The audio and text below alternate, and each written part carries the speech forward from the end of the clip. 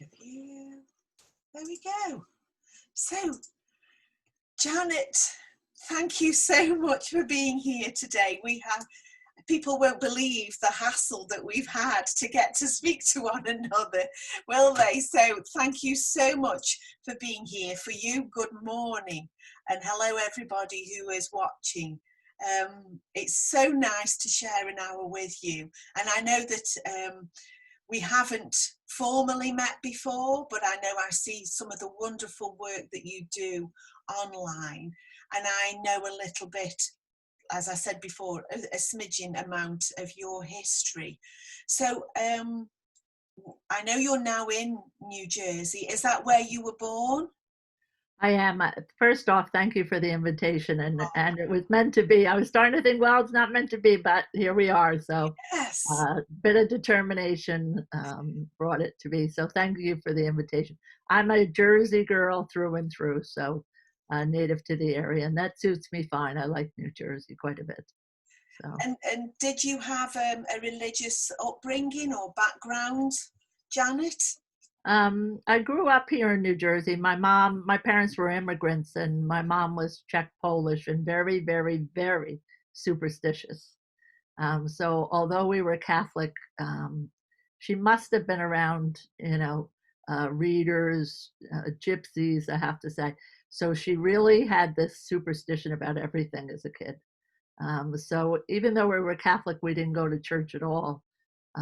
And I was jealous of watching kids get dressed up and go off to church. I thought we were missing something. So, but at a very early age, me and my sister used to begin to see my grandfather who had committed suicide. And back then in the Catholic Church, if you committed suicide, you were to never settle. You were banned to roam in chains forever, all of eternity, of course, which is nonsense. Yeah. But my mother figured if he was turning up, this can't be good. So, uh, but I think now he was showing up just to say, you can see me, but as a little kid with a mother believing what she believed, we were just petrified. Yeah, that must have been really tough for both you and your sister. It was particularly since she figured he's come to kind of haunt us, So as a little kid, I can remember covering my eyes and saying, please don't come in my room tonight. I was so petrified of the spirit world, But I think it all started we spent, as kids, there was, during our life, my mom was overwhelmed. So we were on our own quite a bit. And I can just remember laying on the grass, talking to everybody in the clouds, So I think early on, it was a door that was going to open at some point. It was just waiting for the opportunity. So interesting beginnings in that way. But my mom was the queen of superstition. If you dreamed something that was going to happen, if you dropped a fork, this was, I know all cultures have superstition, but my mother wrote the book on superstition, to say. So now now it's quite interesting looking back.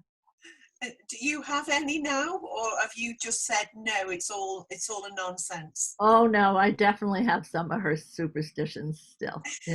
We have a thing about spiders. If you see one in the morning, it's good luck. If you see one in the afternoon, it's bad luck. I mean, some of that stuff's just carried on. Do I put a lot of stock into it? No, but do I still pause? Yes, I do. I have to say, there's no doubt. You can't get away from it totally. And even when people come here from Britain, Leonard used to say, oh no, don't put ivy in the house. That's bad luck. People come and visit, and they come with their own superstitions from their own cultures. So, it's certainly still around all of us, I'm sure, in the audience, people with their families or grandmothers, superstition has been around a long time and it still carries on. I would not walk under a ladder outside here. I would definitely go around it. So, it carries on. And so how did you didn't go to church, so how did you become interested? Because I know that it's right, isn't it, that you became a Catholic nun? Yes. As probably around 17, 18, I lived those years as we do, partying and stuff. And I think I was around 25, and I literally was sleeping one night and I heard a voice out of the corner of the room, that literally said, "You are going to be a Roman Catholic nun." And I literally said, "No, you're in the wrong house. I'm not going to be a Catholic nun.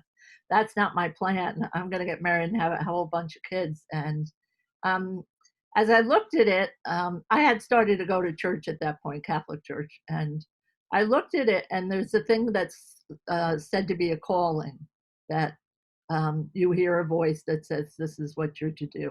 Um, and now in my life, I've heard that voice over and over again. But that was my first experience of that. Um, and I thought about it. I said, well, maybe I am supposed to do that. I talked to a couple close friends, and this peace kind of came over it. And I laughed because I had to find the most progressive convent I could find because I was still smoking and wasn't ready to quit. But you had to give away all your property. I had to get rid of my car. You had no money. You weren't allowed to go with anything.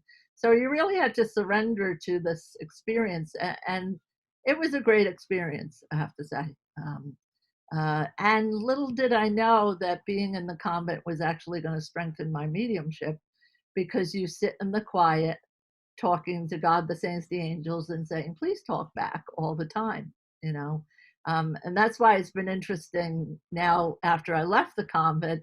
The only thing I do different now is that grandma, and that was like, oh no, you can't do that. That's the devil's work, and it's stupid. It's just, if we apply intelligence to the whole of the concept, the only thing I do different from talking to God, the saints, the angels, is add my grandmother. And, a lot of religions say you're not allowed to do that. And we have to stand and say, I'm sorry, it just doesn't make sense anymore.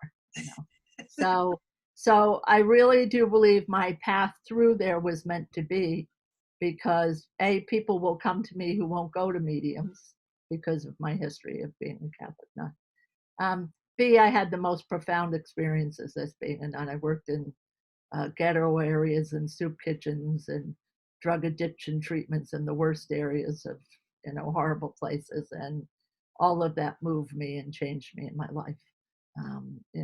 Wonderful, wonderful experiences with great women, I have to say. But I don't think I picked a progressive enough group for me. And as time went on, I knew I needed some counseling, and that wasn't allowed within the religious movement. And I knew I did not want to end up looking like a miserable nun. And it just ended up not working. So it was time for me to go, which was really hard because I thought I was letting God down. I had promised God now.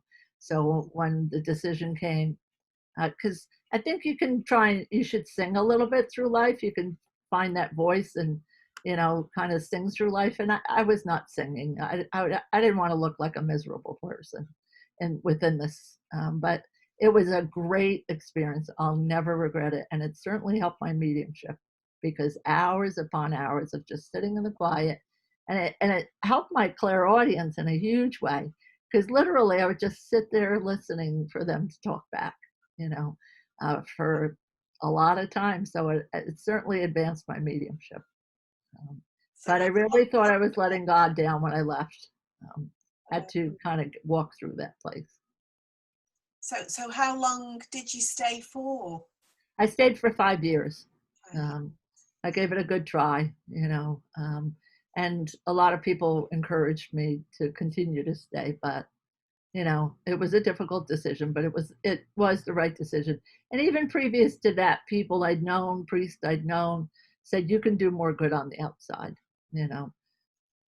I'm glad I had the experience. I'll never regret it. There was beautiful aspects. And even when I entered into that, I kind of said, oh, maybe seeing my grandfather, and I started to read about the mystical experiences saints had had. There was a saint who used to levitate around the kitchen when she used to cook. And I wanted to levitate around the kitchen when I cooked. Or like Padre Pio, who's a saint who would bilocate and could heal in two places at the same time. I mean, so there was already within this aspect of the mystical states, quite a bit of what's okay within spiritualism, I have to say, but they won't call it that, so already my head was in the books about these unusual people within that religion. So it was great. And not long after I left, there was a lady I had known for quite a while, and she had opened a New Age bookstore. And she said, "Why don't you come along?" And so I went that night, and the first night I sat in the circle, it was like lightning hit. A spirit tried to come through to a deep trance level, and I left there, my teeth chattering for like 2 hours. And I was like, "What is this?"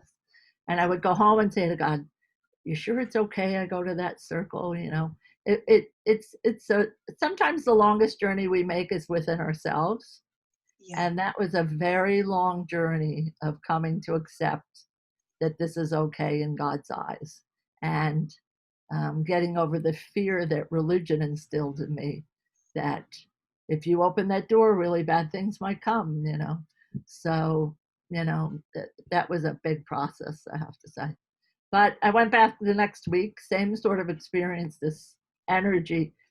I really think for me it was almost an attunement on a level. And I started to do a lot of automatic writing with this guardian that came through. Left the same way the next week for 2 hours. My teeth were chattering. It was like I was like on amphetamines, I have to say. I was like, if I could bottle this, I'd be thin, because you had no desire to eat. You're buzzing around, I have to say, because the amount of energy that tried to come through. But I kept going back, and I kept going home to God and saying, "You sure it's okay? I go there. I wouldn't want to do anything that offends you. And then I was introduced to spiritualism here in the United States. So where was that, Janet? At that New Age center, there was a small spiritualist church which was associated. And then I heard of Lilydale, which is a spiritualist camp upstate New York. So I started to come into these worlds, and then I started to buy every book I could find on the topic. And there was a church in Wharton, New Jersey, which had a British pastor, B. Miller. And she's the first person that mentioned this place in England. And I didn't know the name of the place. I used to call information and say, "I'm looking for a college by Stansted." And they were like, "We need more information." I really tried hard to find it. And at that church in Wharton, Leonard Tatt had come over at that point. And then I finally heard of this place. And I'd never taken that kind of a big trip. I went to Lilydale, and a medium there said, "You were not to train here, you were to go to England." And I love Lilydale for the history of what it has for women's rights in America. When women weren't allowed to speak on any platform, they were allowed on platform in Lilydale. And women usually at that point, as mediums, they were allowed to be on a platform. There were few opportunities for women to be in a public way. So spiritualism and women's rights were hugely intermingled here. And upstate New York, there's an area that's called the Burnt Over District. It's called that, and there's quite a bit of spiritual revolution that came out of that area. They think it has something to do with the lock system and the ley lines. Um, so Joseph Smith from the Mormons in the woods up there heard the voice of God and saw Jesus. The Quakers, the Shakers, the women's rights movement, Seneca Falls, Hydesville, where the Fox sisters were. So there's quite a bit of spiritual revolution out of that area. And so it's quite an interesting area. So I started to come to know more and more about spiritualism, and began to do readings. I continued to work for the Catholic Church in a retreat house after I left the convent, which was still good for me because I would sit in the little chapel there, which was stunningly beautiful dark wood, and just sit in the power, started to sit in the power. So that was great as I started to unfold. And so by the time I got to go to Stansted, I kind of had a full practice here. I was doing readings. I had a full-time job, but I was working a lot of hours as a medium. And I got to Stansted, and I saw a caliber of mediumship that I had not seen in our country. And my teacher at that time said something like, you give me 5 years, I'll straighten you out. I was like, what? Are you kidding me? I said, I'll go back to America and said I never met you. Nobody's going to know. And then I saw a few people like Mavis Patilla demonstrate, and I just shut up. And I said, if I'm going to do this, I want to do this at this standard. And so I started to fly back and forth a couple times a year and just put into play what they were teaching me. And then I would go back and forth more, and just to really start to unfold. And a few years later, I started my own spiritualist church, which is affiliated to the Spiritualist National Union, the first in the United States. And at that point, Judith was president, and I arrived once and she was short a tutor on the week after I'd been going for years. And she said, do you want to fill in as a tutor? So they afforded me the privilege, and I still have it, of being an overseas tutor. So I really respect the organization and the people involved. And to me, the caliber of the ethics of the organization. So that's been a great experience. That opened the door to trouble here. So we went to rent a space, and then eventually we were in a New Age bookstore holding our services, and there was a man. It's much like the story in part over at Stansted. There was a man on the front row, and I was doing a demonstration at this New Age store where our church service was. And I came to this man on the front row, and I gave him a contact, and I knew something was very different, because I heard myself say, just a minute, I'm going to go upstairs. And I never say something like that. So I just knew something inside of me, something's different with this contact. So I did the contact, and then, the spirit said, stop there, don't say anymore. I don't know who the man was. He ended up coming for a reading, because usually I have about a year wait for private sessions, sometimes two. And he came for a reading and came to find out he'd lost his daughter. And he was a staunch Catholic, and he really had believed that was the end, that the grave was the end. And through spiritualism, he came to believe that he could continue a relationship. And now he says he has upstairs, downstairs dreams. She comes to visit him. Sometimes he goes with her, and probably, I still didn't know who this man was. And they took me to dinner maybe a year later, him and his wife. And they said, how much money do you need for church in New Jersey? And I said, $300,000 as a down payment. And he looked at his wife. It was right before Christmas. And he said, we're going to give it to you. And I was like, what? I said, pinch me now. This can't be real. And so we found this building. It was an old American Legion Hall. And we had to get approval from the town to open it, and they didn't want us. They thought we were a cult, and they had town meetings, and the Division of Civil Rights had to get involved because they were stepping on our religious rights. And it was all over the newspapers. They tried very hard to not let us open. I mean, those were dark days, I have to say. But they also began to know that when we went, with town surveyors, we went with lawyers, we went really stacked with professionals who actually sat there themselves with their mouths dropped that questions were being asked of us just about our belief system. But they knew that we had some formidable money now behind us, and that this would go to a bigger lawsuit. And when the Division of Civil Rights gets involved and begins to document, people take notice a little bit, because that means it's serious. So they tried to bankrupt us. They kept us in this turmoil for 2 years, thinking we'll run out of money. So it took a lot. It took a lot to stand, and everybody that stood with us, because we had a congregation. But finally it passed, because they knew it would go to bigger. And what a party we had then, I have to say, the consecration of the church. And it was an old American Legion Hall. It was dark paneling and beer. That's what we got. And it was wonderful. And now it's stunningly beautiful. I have 2 books out. One is my autobiography. I had a ghostwriter, but it tells the whole story of that. And To me, it's a meeting room between two worlds that I think it was always part of a bigger plan. My teacher believed when he came to England that he was a query between two group souls, the American spiritualist and the British spiritualist.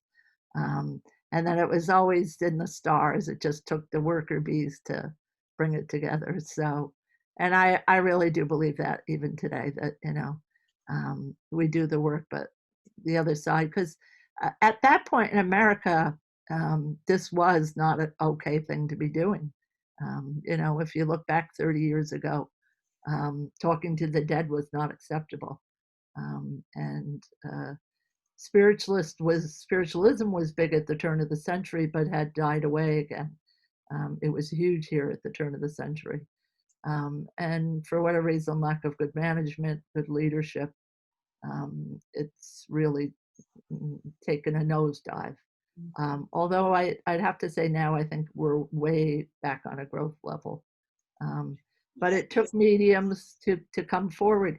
Even TV mediums, who people say, it's sensationalism and all of that. They move the consciousness a bit on the topic, So I heard a woman from the Deep South, which is the Bible Belt, say, "Thank God for John Edwards on TV." She said, because if it wasn't for that, there's nobody else in this whole state I can relate to about what I believe, It's amazing to me that, modern spiritualism came from America, and yet it didn't remain so. It thrived for a little bit and then it ebbed away. And like with spiritualism to begin with, there always has to be pioneers, and you have to have a fight on your hands, it seems. And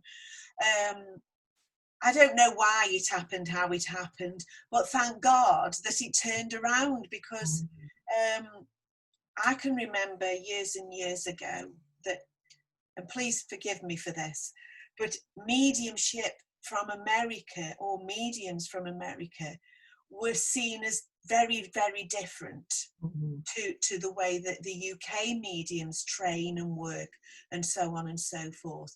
But how it is now, it seems in many ways, because of that fight and that determination, like you said, I want to do it right. And to continually want to progress and improve upon what you've already got is why you've done that big turnaround, really, isn't it? So now there are wonderful, wonderful mediums and up and coming mediums in the US, aren't there? So how in the US, how is the situation with other churches, Janet?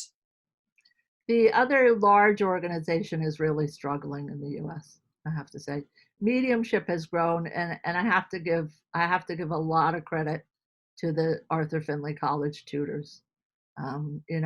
We figured out, rather it's costly to go to the UK and to stay and all that, and a lot of people don't have it, so we started to bring them here, which that made it more affordable for people. And Paul Jacobs said something last week. He said, "Do you want to be one in 10,000 mediums, or do you want to really work hard and be very unique and work for a high caliber?"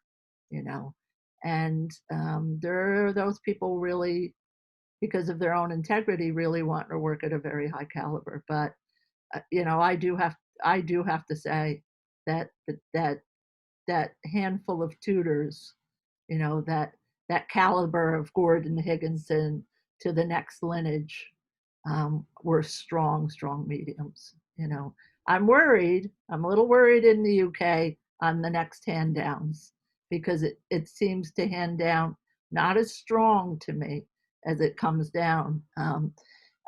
So yeah, I can't not say I'm not concerned about that, but that caliber standard is what came here to teach, and still does. We still have a lot of that generation still. So that's really influenced people here in a strong way. I'm not saying, much like your country, there isn't a lot of psychism under the name of spiritualism or mediumship. Over here, and this is politically incorrect, we have on the highway psychics that are willing to con you out of your money.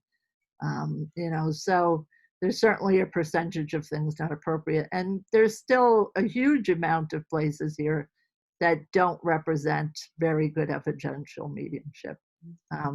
But you have to, I always say to my students, you get to be the type of medium you choose to be, which means you will take the time of 5 to 10 years to develop.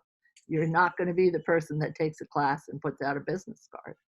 No. And that is the takeaway mediumship. Do it in a day. Yeah. And one of the things that we've got the opportunity now, of course, spiritualism, firstly, is a religion, isn't it? It's a religion. And whilst we've been in lockdown, and then we hopefully will go back to being open shortly, but this is an opportunity, as I see it, and the committee members of Longton Church see it, a wonderful opportunity to put a different perspective on what has been driven. And what's been driven before was entertainment. Mm-hmm. So there was a period of time where people would come to services not because they were interested in the religious aspect, mm-hmm. not because they wanted to understand philosophical theories or ideas, but they wanted a message. And in doing so, that has bred a bunch of people who have seen a message be given, sat in a circle for a few weeks, and then gone and said, I can do that. Yeah. So when you said about the 5 years, yes, Gordon believed, and I know you did it. You are the living dream of a medium. You spiritualized before you became the medium. Mm-hmm. And so we are looking at the services being, to begin with, more of a religious aspect, because mm-hmm. that's where we feel it needs to go back to. So Yeah. would you feel that the way you run your church and the way that you do your services is more of a religious leaning than ours has been? I'd have to say there's a lot of components to that, because there's a huge opportunity in the United States, people leaving traditional religions looking for an alternative. I also have to say, which might be controversial, that as much as we are spiritualists, we're very universalist. So I don't think spiritualists have all the answers either. No. And I'm willing to say that, so everybody's welcome here. We don't care if you come here and go to mass. We don't care, what you want to do, if this is part of who you're supposed to be part of now. So on a religious level, it's hugely important. But I don't know if it was Gordon that said this, and I think it's Paul Jacobs that said Gordon said it. He said, unless the churches became huge teaching centers themselves, they would not survive and thrive. And for our church, which is thriving quite well, even during the pandemic, the teaching aspect of it, because it's really, to me, about empower everyone. And like you said a minute ago, you spiritualize yourself.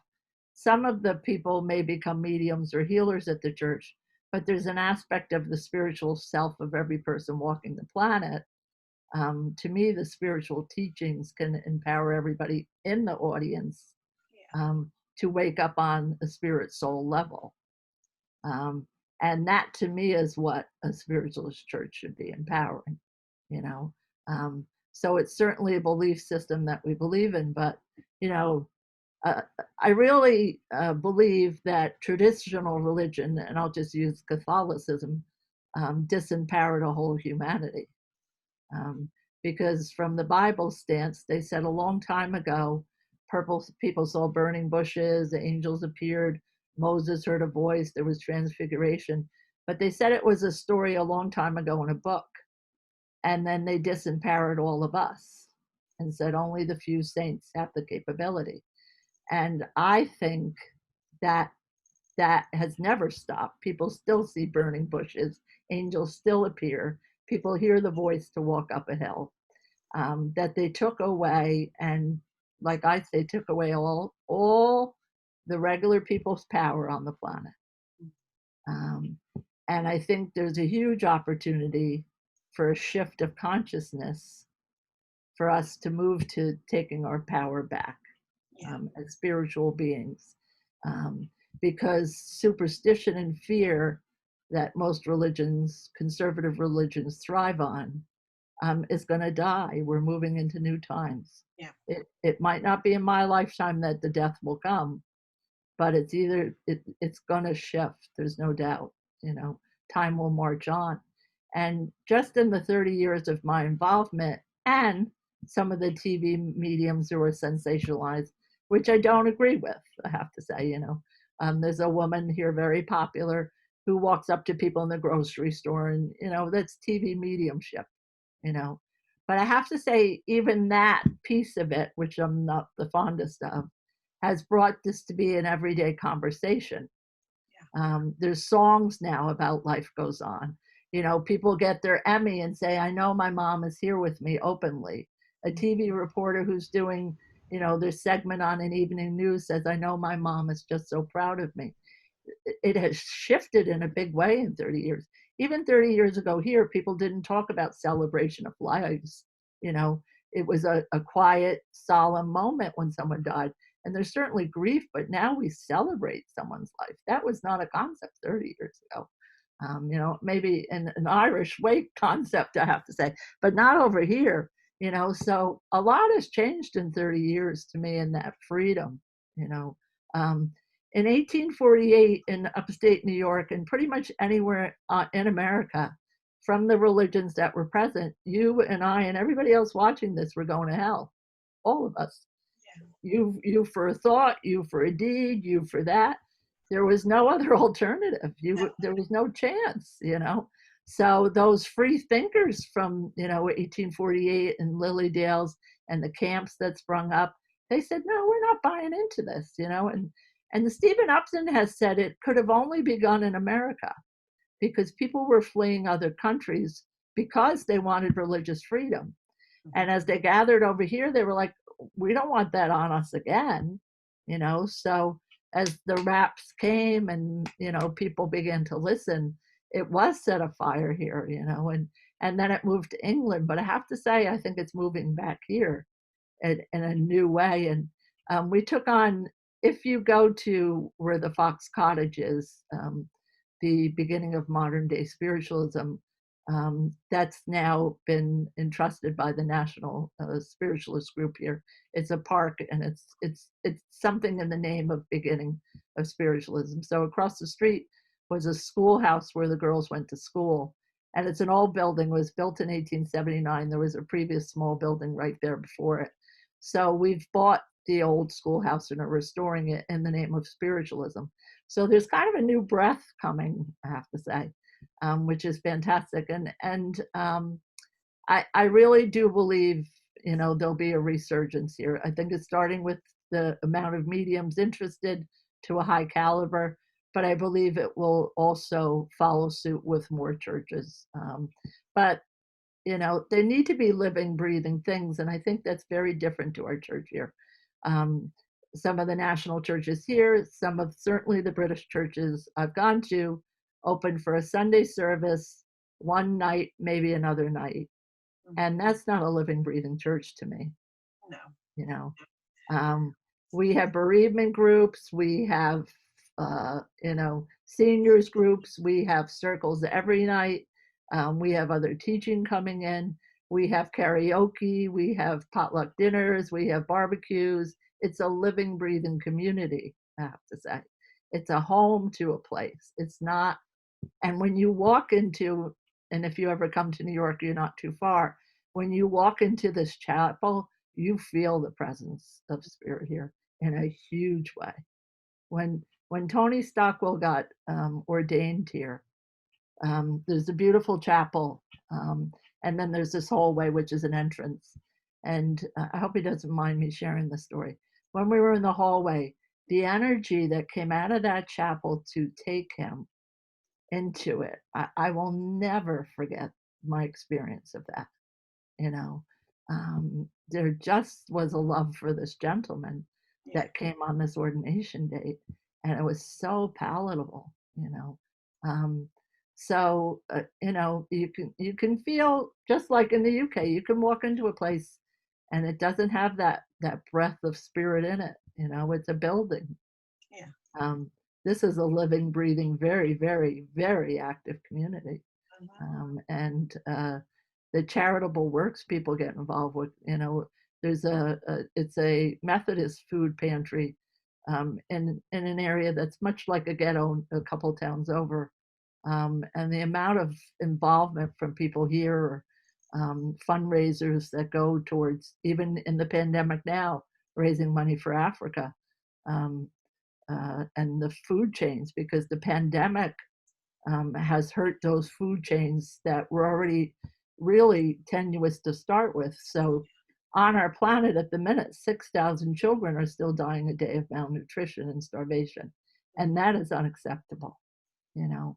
And Exactly. every church I know should be somehow involved in a small part, at least, to do something, Yeah. you know. So, you know, we're doing demonstrations for that, you know. So, um, but I got, as much as we work really, really, really hard, it's my privilege and an honor because it's not a day of work at all to me. I love what I do. I absolutely love what I do. Never feels like a job when you love it. It doesn't, though, Absolutely. does it? Absolutely, it doesn't. And with the I know that you've raised money for Lily Dale before. Mhm. So I don't know in terms of geography, how far away is that from where you are? Well, right now we're raising funds for the restoration of the Hydesville Schoolhouse, Yeah, and it's got its own website, hydesvilleschoolhouse.org. So that's 4.5 hours away. We opened as well. When I went up there, the girl who had owned it said, "If you don't buy this and do something in the name of spiritualism, because it's right across the street from the Hydesville Cottage where the wrappings began." yeah, So it was going to be a missed opportunity. And literally, I have to say, I had heard spirit that this is what we should do. And then when we bought that, I said, I wonder if there's a real little church for sale anywhere nearby. And wasn't there a church for sale? And Mavis and Jean were there at that point. And we met with the very Christian pastor, and we put in the bid to buy the church. And he said, and he could have been a man that said, I won't sell to you, but the sale went ahead. So now we have the Journey Within North Church, yeah. which is 4.5 hours away and 10 minutes away from the Hydesville Cottage. But all of it is to restore that place in the name of spiritualism. You know, Okay. in some ways, to me, it's almost like it's circling back around to put new breath into it. Yeah, Um, and over here, I have to say, mediumship is really extremely popular, much like over there. But the healing has not been a big focus. And I think healing is going to come forward in a much stronger way in the United States at the minute, involving spiritualism yeah. in the second wave. Yeah, that's what we are going to concentrate on to begin with, because all forms of mediumship is healing, isn't it? Mhm. But we had lots and lots of people who used to come for healing, and over the years that's slowly waned away, so that's how we are going to begin with the healing, because let's face it, there is an awful lot of healing that needs to be sent out, and an awful lot of people who will surely benefit. And just by coming into a church or a centre and sitting in the energy is just the most wonderful feeling in the world, isn't it? So that is Absolutely. actually how we're going to start off, Mhm. by it's an open hour. The healers will be there. You can sit and enjoy for the hour or leave when you're ready. But that is how we're going to begin with, because we want to go back to basics in that sense of it being for healing, not Mhm. just for the message, what am I going to get a new job, or will the house sale fall through, or no, that isn't what we want to focus on, but the healing for people and individuals and families is what we want to put forward in a more forceful way than's been done for a long time. So it's just so important, isn't it, that you offer that. It is, and it's different here because it's part of our service. It's not in the UK, I don't believe. But our service is we begin with spiritual healing, 20 minutes. And we may have a dozen healers working in the room with chairs for that 20 minutes. But you don't even need to go to that chair, I have to say, because with that many healers working in the room, it's just the energy in the place at that moment. So it's significant and it's hugely popular, I have to say. And then we move into, a homily address and a demonstration of 20 more minutes. But it's the two are equally significant, I have to say. In our services, it's really important, but different than you. It is part of the service. It's not. We have a separate night, Wednesday nights, for spiritual healing and mediumship, but on Sundays it's part of the service. Yeah, yeah, we have separate healing rooms which we could then purpose built. When you come over to the UK, you'll have to come over and visit us at Longton, and you can. Yes, I've heard many stories of that church, I Yeah. have to say, up in It is here. So, beautiful. And yeah. when you walk in, you get that feeling just like, you're home, and you feel like you've got a really nice warm blanket around you. It's wonderful. Yeah. And so with your church right now, obviously, I know that physically it's not running in the same way, but in the ether it is, isn't it, Janet? You are busier than ever. Oh my gosh. We are officially closed till March. We Uh-huh. have made that decision because in the United States at the minute you can have, I don't know if it's up to 50% of who would have come before, with social distancing. But you can't sing because you've got masks on. We won't be able to heal because you can't touch people, I have to say. So for the amount of time you could come in, and I know people will come with no masks because it's their right. So we're not going to be policemen, um, you know. And then the amount of cleaning that would need to take place after every service, we've just made the decision because it has been said it's going to become worse before it becomes better here. Yeah. So it's not worth the risk. But I can't describe what has happened to opening this up to the world because the Sunday services, sometimes there's 300 people there on Zoom. So, and then we got very busy with teaching, including all of our British friends who are friends now, and tried to make it really very reasonable, Yeah. with just a low cost for the classes. And that's gone over like hotcakes too, so we're busier than ever actually, in this way. And, there's silver linings in what has happened. There's tragedy here and there's loss, and our thoughts with those who have, lost people to the COVID and, the stress that's around at the minute. But I can't not say there's been silver linings, in this, and people we've met and the community that has come together now in this way. And as you know, I don't think there's any way of going back to pre-Zoom. It will be part of what we do. I encourage, Arthur Findlay College is Arthur Findlay College. The experience of being there in person is, I love it, and so does everyone else that goes. But the potential for them of live streaming as well, courses with the tutors they have, it's a whole different stream of income, that people that can't afford to come there from anywhere have the potential to learn from the caliber of teacher, so there's huge opportunity in this as well. There is absolutely massive. And I know that you don't have many spare hours or spare minutes in the day since COVID, really. So on a rare day off, I know that doesn't happen very often, and I'm not talking during COVID times, but how do you recharge your batteries, Janet, because you're such a busy lady? I need space from people. I need quiet. because when you're very involved with people and the energy of people all the time, I really enjoy not hearing anything for a little while. So retreat is still very important to me. I Right. enjoy body work, which you can't get at the minute. We have beautiful spas here where you can kind of get pampered for a little bit. And there's nothing to me more relaxing than a good massage, I have to say. I love music. Um, and with the North Church now, which has put me on the road almost, in a pioneer way, that's farm country up that way. And I love farm country. So I'm enjoying, that time back and forth. And in the midst of all this, about a month ago, life's too short. So I've put in an above ground pool in my backyard, 18-foot round. Wow. So I've gone through all the permits of everything. And 2 nights ago, there was a class, and the tutor that came on, because Tuesday, Wednesday, Thursday, Friday, every night has classes on Zoom now.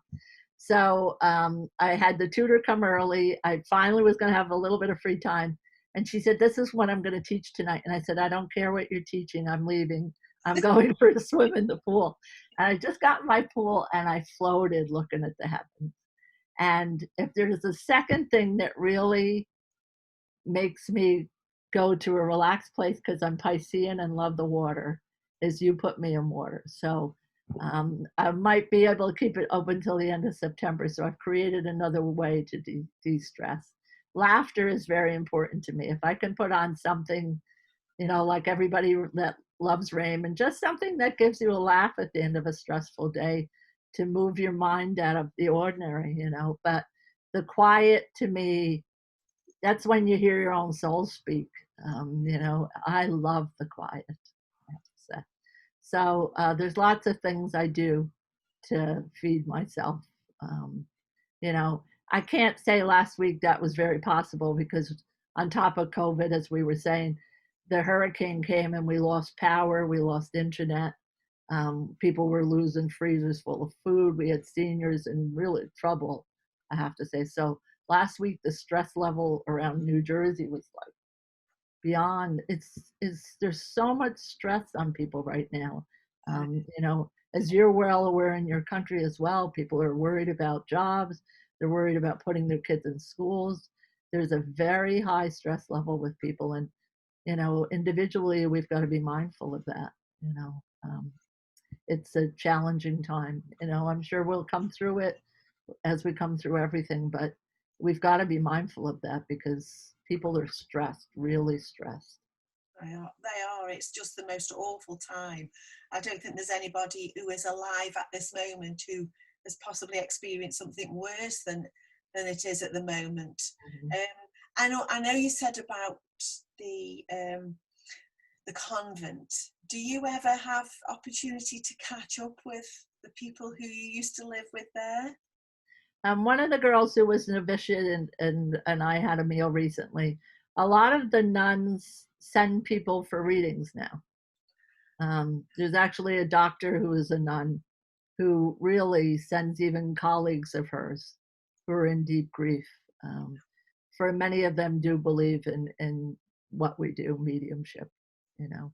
Um, and certainly some of you have heard of Leonard Tatt, who had been a tutor at Arthur Findlay, went back into the Catholic ministry, and now has come back out. Um, there are certainly a lot of religious who don't look at this in a negative way, anymore. They see it as a form of healing. So a lot of my former colleagues in the convent now refer people here. So, and priests that I know that respect. That, to me, is the difference between the caliber of medium you choose to pursue becoming. If you listen to Tony, or if you listen to Gordon Smith, they sat for 5 years before they were allowed to do anything.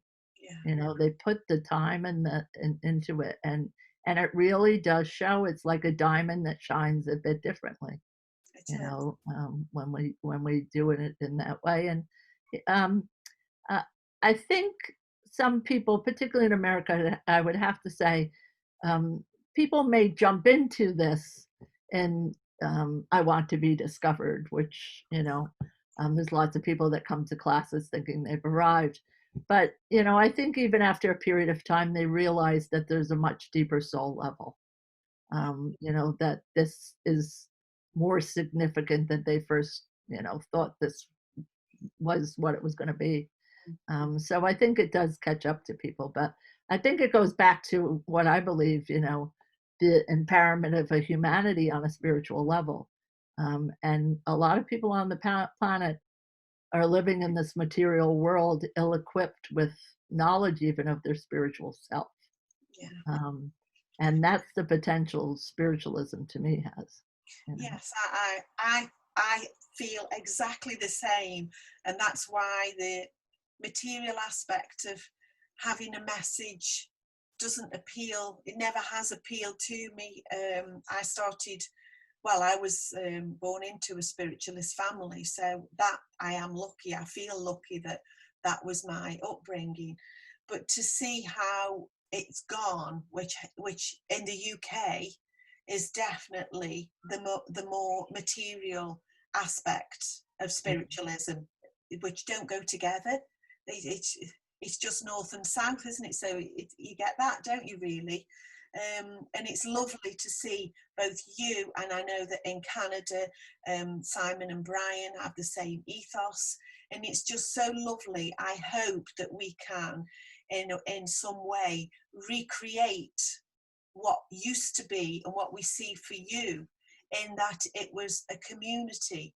And I can remember years ago, Gordon was a traveling medium even then, really. He was not at the church very often, but he had the most wonderful committee members who rallied round, who made sure that everything ran smoothly. And his family also sacrificed an awful lot. His siblings finished their job to go and work in the shop that he had, so that money could materialistically, he was never wealthy, but he was okay, and he wasn't bothered about wealth anyway. He just simply wasn't interested in it. What he was interested in is the message from the spirit world. And that's what I feel is what we need to go back to, for it to thrive, for it to survive, years into the future. I think here, because we focus on evidence, there's very little message. It's pretty much all evidence based at our church. I think particularly because there's a lot of curious people that come from other religions, that because it's evidence based, because there's not a lot of psychism allowed, Yeah. people really, look at it and say, maybe there really is something here. And I think the difference for the spiritualist church here is, even though we have a lot of TV mediumship and people that are famous in that way, there's no fee to come to a service here. So a bereaved mom can come and sit in this church every week as she heals. And that has nothing to do with money, And Reverend Ann Gaiman, who is an American spiritualist, who is quite well known, I have to say. She's a remarkable woman. In her day, she was a very good dowser, and oil companies would pick her up and they would have her put her hands over maps and douse for oil. And she would do that. She was a remarkable medium and a lovely woman, a great ambassador of spirit. But she was a spiritualist. And they said to her, Anne, if you give up your church, you could be more famous, because spiritualism as a medium here will stop you from getting fame, because they don't want the correlation of the two. It will stop you from getting famous. There have been TV programs where the minute they knew I was a spiritualist and wanted to mention that, you're disinvited. And much like her, she chose, I'm not giving up my church. And if that's what it's going to mean, that I can't be part of this, then I won't be part of it. Yeah. At the end of the day, it's about your walk through the planet. And I have the greatest respect for her. Even the book about her life and her husband, the priest and the medium, till the end, she had read for very, very famous people. And they said, can't you put a couple of those names out, the book will sell more. And she said, I won't do it.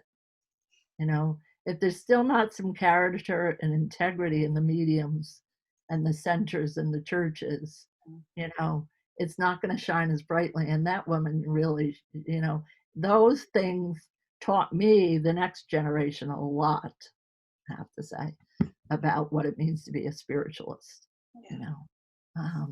So, you know, I'm the luckiest person in the world to be in the center that was preordained before I came along. I really do believe that. And it does thrive, but it thrives because there's so much love, and there's a community, and there's caring people that, you know, through the COVID, the assistant pastor here sits once a month and calls everybody that's a member involved just to see, can we do something for you? You know, we may be in these times, but there's certainly still a lot we can do, you know, and it's a great way of life. You know, I can't deny it. It's not where I thought I would end up, but it's a wonderful place I've ended up. But you know, much like you said, it's changing some here. I can't not say that we don't still have really fundamentalist religions that think this is not okay. So for the shift to happen, we have to continue to stand, you know, but we have to offer something.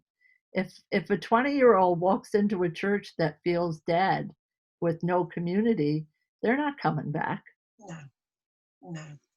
I don't suppose you ever really want to make it mainstream, though, really, because you, as you said at the beginning about the convent being progressive, and you wanted something a little bit more out there. Yeah. It's nice that that is how spiritualism can be seen, isn't it? It's not mainstream. It is progressive. It is a way forward, and hopefully it's a bit out there as well. It's not the norm, is it? Whatever normal is. No. And it fits, you know. There are so many women in positions of power, which is not true in the Catholic, you know, I shouldn't bash that. In a lot of religions, there's not women in leadership. I have to say, there are a lot of congregations where people that, you know, choose to love who they want to love is a problem, you know. We're very inclusive, I have to say, where you can feel that you're at home. Nobody is judging you. No one is shoving something down your throat that you have to believe, you know, with all a dogma and creed that in a lot of places is full of fear, you know. So we are, you know, Arthur Finley believed it was the coming religion, but for those of us who are stewarding it at the minute, if we don't make this attractive and welcoming and bring it up to speed, you know, it won't have that potential, and it's in our hands really to do that. So if you ever get to the UK in the next couple of years or so, I don't know when you're going to be allowed to leave America, I would like to extend a very warm welcome to Longton Church. You would be most welcome to come and spend some time with us there. And I know that you are a very busy lady, and we are coming up to time. So I will say goodbye from Facebook and stop the live stream. Thank you all on Facebook, and thank you for your lovely comments as well. Bye. I can already tell I'll be sitting one day with you in that church, feeling the lovely energy of your church. You will.